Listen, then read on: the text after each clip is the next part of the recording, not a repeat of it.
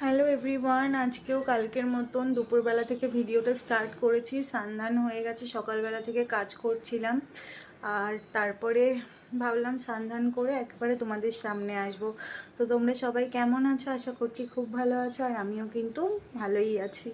তো চলো এখন যাব খাবার, মানে কি রান্না হচ্ছে তোমাদেরকে দেখাবো, মানে খাবারটা খাবো। ভীষণ খিদে পেয়ে গেছে, অলরেডি কটা বাজে, 3:45 বাজে। যা বাবা, কারেন্ট চলে গেল, সরি।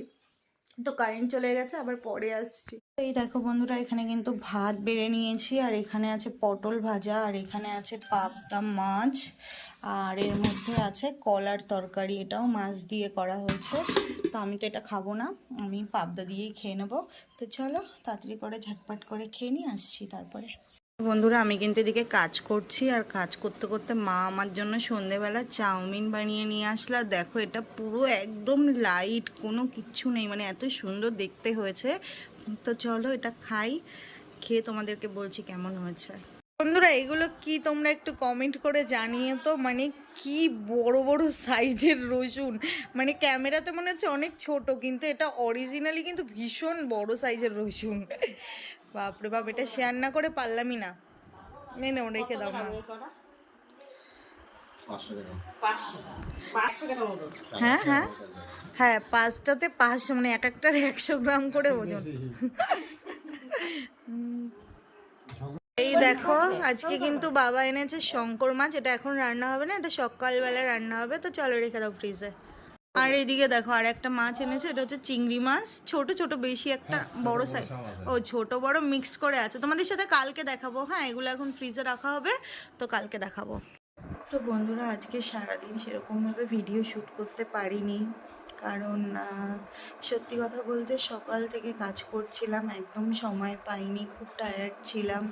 তার মধ্যে যতটুকু পেরেছি তোমাদের সঙ্গে ভিডিও শ্যুট করেছি, আর ভেবেছিলাম ভিডিওই দেব না, কিন্তু রাত্রেবেলা খেয়েছি, এমনকি রাত্রেবেলার ভিডিওটাও আমি শ্যুট করিনি।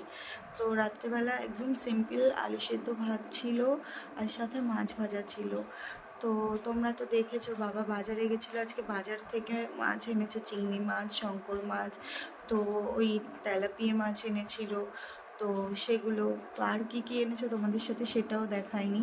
তো কি আর বলবো, মাছগুলো রেখে দিয়েছে, আর তেলাপিয়া মাছটা মা ভেজেছিল রাতের বেলা, সেদ্ধ ভাত করেছিল, ডাল সিদ্ধ, আলু সিদ্ধ।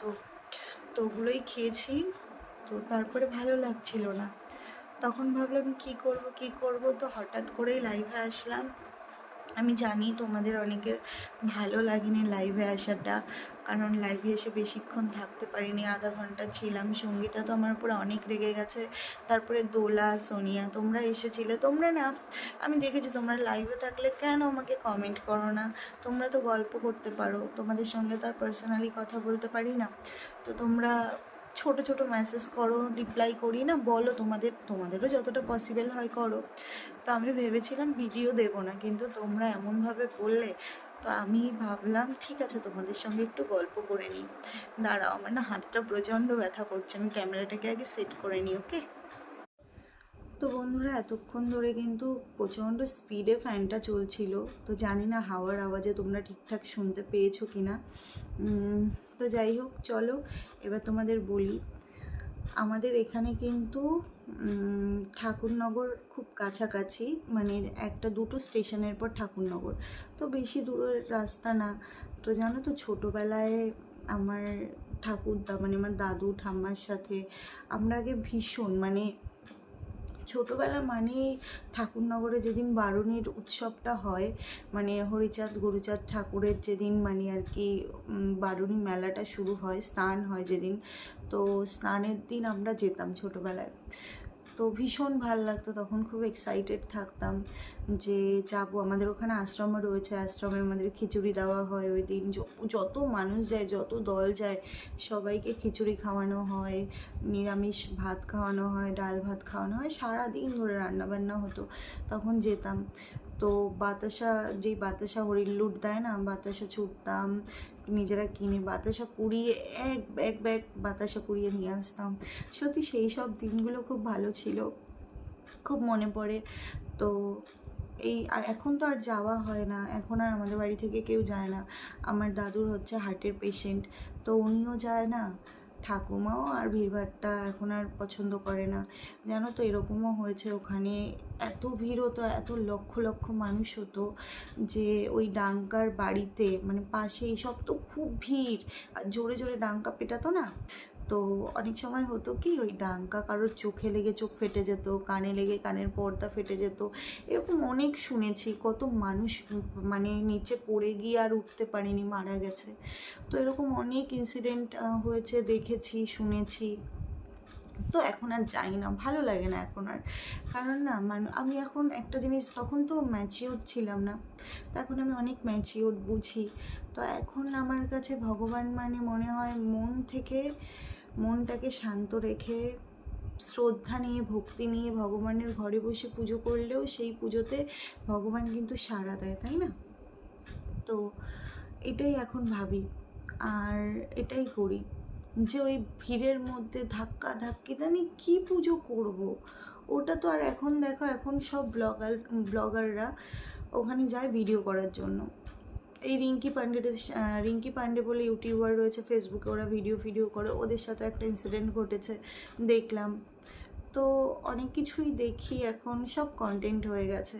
তো যাই হোক, ওরা সোশ্যাল মিডিয়ায় এগুলো যদি না তুলে ধরতো তাহলে হয়তো অনেক মানুষই জানতে পারতো না। তো এগুলো তুলছে, এগুলো কিন্তু খুব ভালো জিনিস। অবশ্যই আমরাও বাড়ি বসে দেখতে পাচ্ছি যে ওখানে ওই দিনটাতে কি হলো না হলো, এগুলো খুব ভালো জিনিস। তো দেখি কালকে আমরা যাব, মেলাতে যাব, ঠাকুরনগরের মেলাতে। যেহেতু এখন কিন্তু মেলাতে ভীষণ পরিমাণের ভিড় হবে, তো আমার একদমই ভিড়ভাট্টা পছন্দ নয়, আমি কিন্তু একদম পছন্দ করি না। যেখানে শান্ত প্লেস ওই সব জায়গাতে ভালোবাসি। তো কালকের ব্লগটা ভীষণ ইন্টারেস্টিং হতে চলেছে। তোমরা দেখতে পাবে কালকে, অনেককে দেখতে পাবে আমার ভিডিওতে। আশা করছি কালকের ভিডিওটা তোমাদের খুব ভালো লাগবে।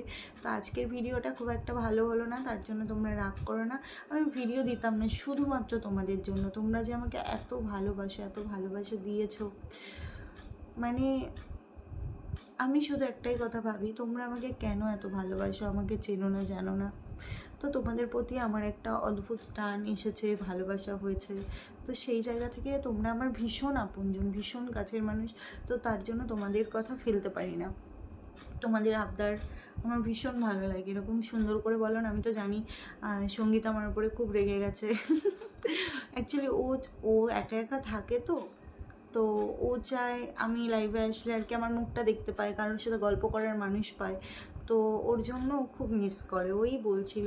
তারপরে তোমরা অনেকেই আছো খুব মানে বলো যে না দিদি তুমি 2 মিনিট হলেও 3 মিনিট হলেও ছোট হলেও তুমি ভিডিও করবে, প্রত্যেক দিন আসবে। তো তার জন্য না উৎসাহটা বাড়ে সত্যি, আর ভালো লাগে। কিন্তু কখনো কখনো ইচ্ছা করে না, তোমাদের জন্যই চলে আসি। এই যে দেখো, আমার কিন্তু ইচ্ছা ছিল না, বাট তোমাদের জন্য চলে এসেছি। তো চলে এসেছি, এই যে দেখো তোমাদের সাথে কথা বলতে বলতে অলরেডি 4-5 মিনিট হতে চললো। তো সময় একটা নামমাত্র, সময়ের কোনো ইয়ে নেই, সময় বার করতে হয়, বার করে নিতে হয়, সময় থাকে না, সময়কে বার করতে হয়। তো যাই হোক বন্ধুরা, আজকের এই ছোট্ট ভিডিও একদম হয়তো তোমাদের ভালো লাগবে না, তাও করলাম। কেমন লেগেছে অবশ্যই জানিও কমেন্ট করে। আর চলো আজকের মতন সবাইকে শুভরাত্রি, সবাই খুব ভালো থেকো, সুস্থ থেকো। আর কালকের ভিডিওটা খুব ইন্টারেস্টিং করে বানাবো তোমাদের জন্য, আর ইন্টারেস্টিং হতে চলেছে। তো তোমরা কালকের ভিডিওর জন্য ওয়েট করে থেকো, ততক্ষণ তোমরা এই ভিডিওটা দেখতে থাকো। তো সবাইকে বাই।